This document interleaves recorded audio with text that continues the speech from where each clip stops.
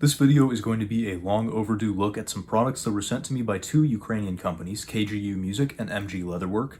Those are two staple brands on this channel. I've talked about several of their products before, and I always really enjoy working with them. A while back they sent me this impressive smattering here, and I have as of yet failed to deliver a video on that, so that's what we're doing today. First things first, do check out their websites at kgumusic.com and mgleatherwork.com, or find those URLs down in the description if you just want to click and go there. These companies are definitely worth checking out. They make some really great products, and while they haven't compensated me for my time necessarily, they've sent me a host of products in the past, and I really want to do my due diligence in shouting them out, considering I really enjoy most of said products. So let's get into it.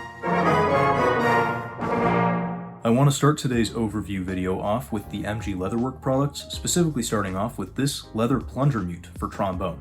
You can go up to the video in the top right corner in the card if you want to see me review the trumpet counterpart of this mute. It's the same sort of idea, but in that video I'm going to go into a little bit more detail, of course, than this one. This is just an overview video of several different products, whereas that was a standalone review. Nonetheless, in all my years of playing trombone, I had never bought or owned any form of plunger mute designed specifically for it. I had a little sync plunger that I took the rubber off of for trumpet, and of course I had the MGLW trumpet mute, but never before had I had to necessarily use plunger on a trombone. And in fact, I did choose to do a little bit of plunger work with the trumpet leather plunger mute on my trombone on an album that my friends recorded and I starred briefly in, and that had honestly decent results, all things considered, but of course nothing compares to the full 6-inch thing designed for trombone bells. You could also use it for flugelhorn for that matter, since most of them have 6 or 6.5-inch bells. You'll notice it has this grip here so that you can hold the mute without the use of all of your fingers gripping it, because of course when you mute on trombone, you have to have the bell sitting up against your palm or your wrist or something of that nature, so having your fingers a little bit more free is of course very helpful. I will say the length of my fingers is not quite sufficient in some cases to actually have the trombone bell on my palm, so unfortunately I do sometimes just have to hold it around the rim, something more like this if I'm doing more involved wah effects. This little handle here also has a magnetic piece built in there, and they supply you with a magnet and a 3M strip so that you can mount this mute to your music stand or your wall or your case, or I don't particularly know what you would mount it to, but the feature is there if you would like to use it. But this thing, being made of leather, gives you some really nice tonal possibilities. It's great for your typical wah effects as you would expect from a plunger, but it's also good for sort of sotto voce effects where you get a really soft, almost bucket mute-like sound if you just plug the bell a tiny bit more. Of course, there's no hole to speak of here, so you can't plug it all the way, otherwise the notes start fuzzing and not slotting right. But if you have it a little bit closer to the bell, a little bit more closed off, you can get a really nice variety of sounds that way, as I will attempt to demonstrate. I'm really bad at plungering on trombone.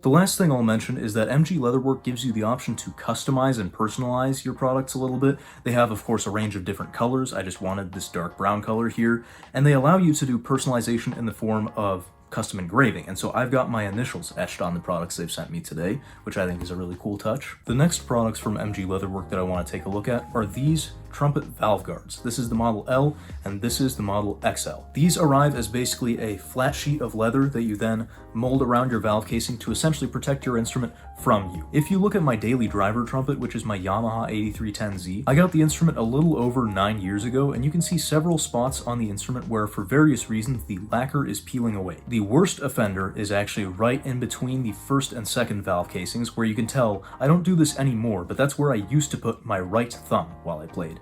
I realized having it there kind of constrained my right hand fingers from working optimally, so I've moved it out of that spot.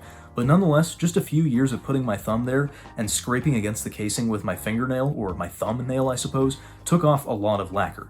That is one reason you might consider having one of these on your instrument. The other reason being, more so, if you play a silver-plated instrument, your hands can really mess up that silver plating over time. They can make it black and green and all sorts of nasty colors, and of course it tarnishes if you leave it out in open oxygen.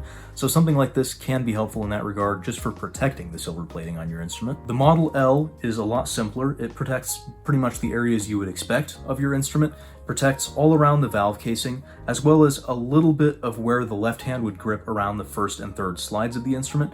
This is pretty standard for the industry. There are some that don't have these little tails on them, so the Model L is advantageous in that regard over some that are just supplied with, let's say, your Bach Strad trumpet. And while the Model XL does fold into a nice something resembling a sheet, it is a lot more complicated and it protects a lot more of your instrument. It again protects all the way around the valve casing, but then it protects a couple other key spots. You'll notice this flap here protects where your left forefinger would rest against the bell in some cases if you play a slightly tighter wrapped trumpet, and this is really handy because another spot of wear on many trumpets is that underside of the bell right where your forefinger goes, and if you don't want to be touching up against raw brass all the time and getting smelly hands, this is very helpful.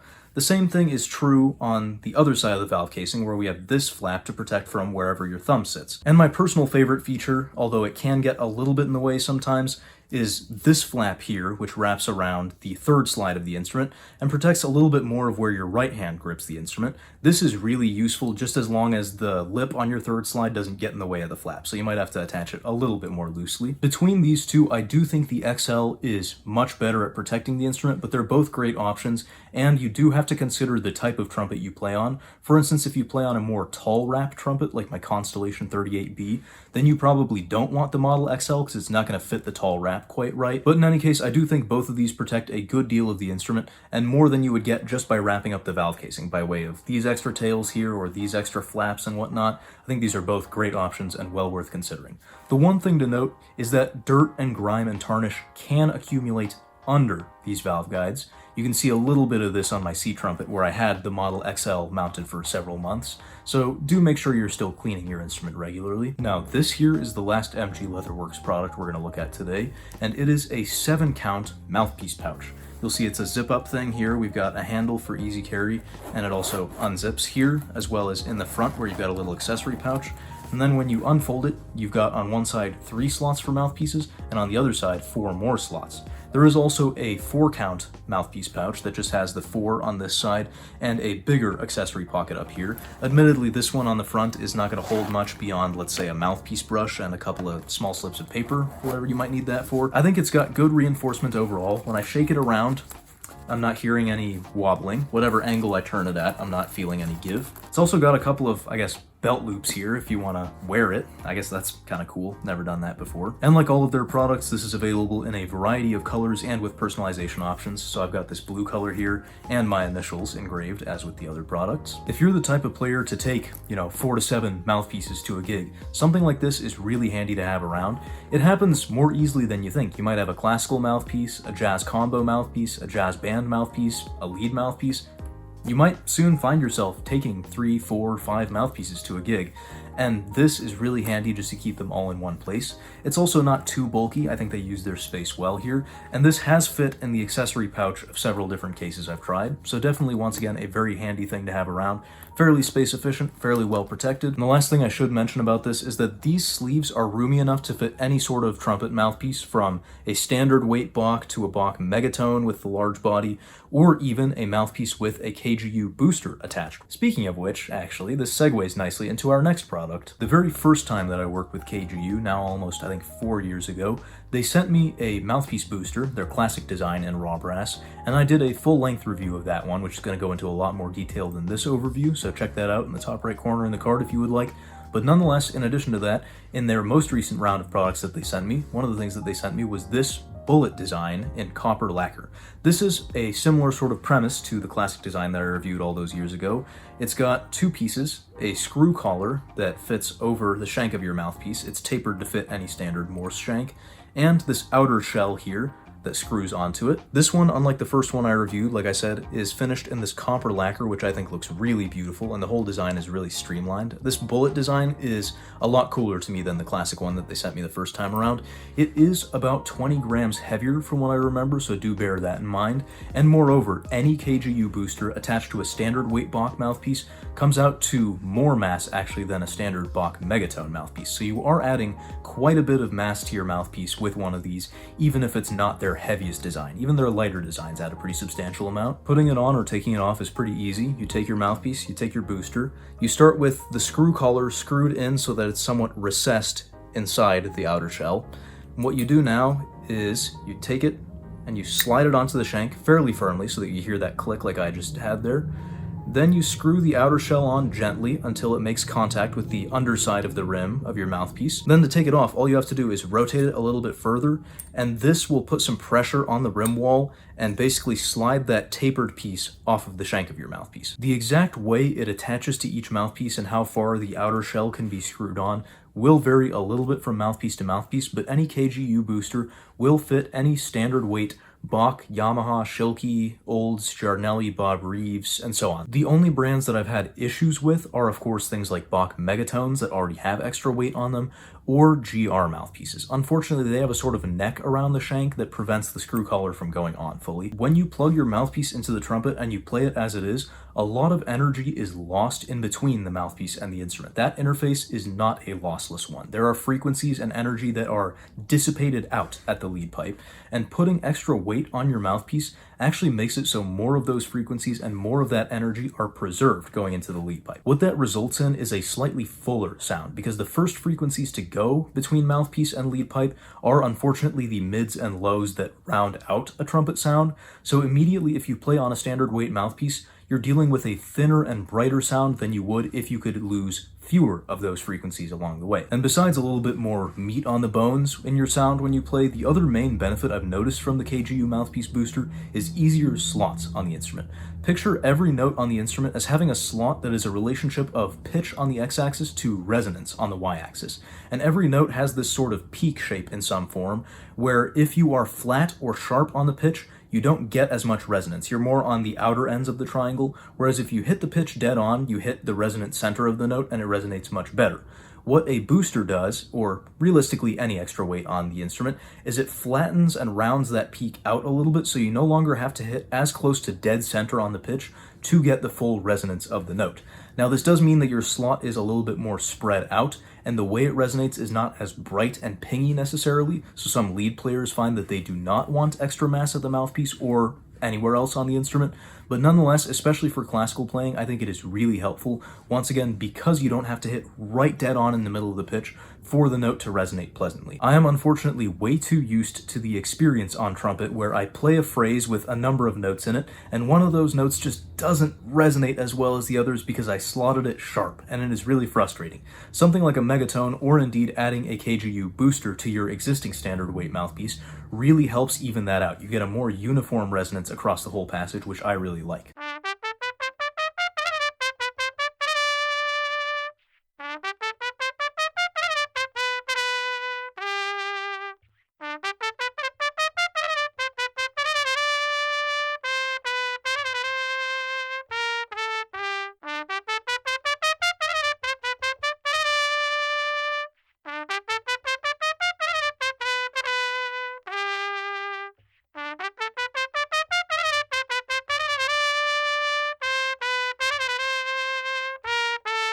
While these are not everybody's cup of tea by any means, and players from certain genres might favor them more or less than others, I have used this in all genres, and I've always benefited from that. There are reasons for that, such as the fact that my instrument is a little bit more lightweight and slots a little bit more loosely than, let's say, a Bach Strad or most industry standard options, but nonetheless, I really enjoy using this thing. The best testimonial I can give it is that I don't play lead or classical without it anymore. If I'm not using a megatone, you can rest assured that this booster will be put on whatever mouthpiece I am using at the time. And with that, we'll talk about our last product of the day, once again sent to me by KGU. It is this cute little box containing a lightweight trim kit for my trumpet. If you want to bling out or add some mass to the valve casing of your instrument, this is a great way to go. Each trim kit will come with 3 finger buttons, 3 top valve caps, and 3 bottom valve caps for your instrument, and there are a variety of ways you can customize them to fit your particular instrument or needs. First things first, you need to make sure that you order one with the correct screw threads. Every instrument company uses a subtly different thread. For instance, I ordered this one with Yamaha threads specifically since I had intentions to use it on my Yamahas. Then you have a choice of mass. I got the lightweight trim kit because I actually don't like adding a ton of mass to my valve casing, and indeed these parts only add a tiny bit more mass versus their Yamaha equivalents. And then you can also alter the finish. I just got mine in raw brass because I didn't want silver or gold plating necessarily. And probably coolest of all, you can customize the stone inlays that they come with. These ones have lapis lazuli. I am a sucker for any dark blue or purple gemstone, and so of course I had to go with the lapis option. Additionally, this kit came with options for either black silicone inserts or white felts for the top caps, which I think is really handy. I personally stuck with the black because I liked the look of that a little bit more than the white, but nonetheless you have the option available to you if you choose. I originally picked out this specific configuration for my YTR-332, which was a really beautiful intermediate trumpet with a rose brass bell. You can find a review of it in the top right corner if you want, and I chose out the configuration that I thought would best complement it. But then it wasn't in the cards for me to keep the 332 around in my life, and so I ended up using this configuration on my YTR-732, which I've also reviewed up in the top right corner. And honestly, this is a combination that I think works well on a wide variety of instruments. I think it is absolutely beautiful. I love the blue accent against either silver or a rose brass bell, and I think the raw brass looks just fine on either a silver or lacquered trumpet. Honestly, whichever Yamaha I choose to use this kit on, I think it looks really great. The one thing that I don't like aesthetically about older Yamahas, as much as they are stellar players and generally good lookers, is the valve trim. Honestly, I don't like the look of some of these old valve buttons and caps that Yamaha used, so I like to be able to replace it with something like this, and I was very glad that KGU was willing to send me a trim kit as part of this package. I'd like to give a big thank you to MG Leatherwork and KGU Music for sending me this assortment of products. Again, make sure to check out kgumusic.com or mgleatherwork.com or visit the links in the description and check out their catalog and see if any of their products might be of benefit to you or a brass player you know. 'Tis the season of giving after all, right? I think these are really great products, and I always enjoy reviewing stuff from those two companies. So once again, make sure to check out the links in the description and see if any of their products might help you out. I really appreciate you sticking around, and until next time, we'll see you on the flip side. Thanks for watching, everybody. If you want to support the creation of bigger and better content on the Samuel Plays Brass channel, have your name featured right here, and a whole host of other perks and benefits, then please consider pledging your support at patreon.com/SamuelPlaysBrass. For now, you can find more videos in the end screen cards to my left.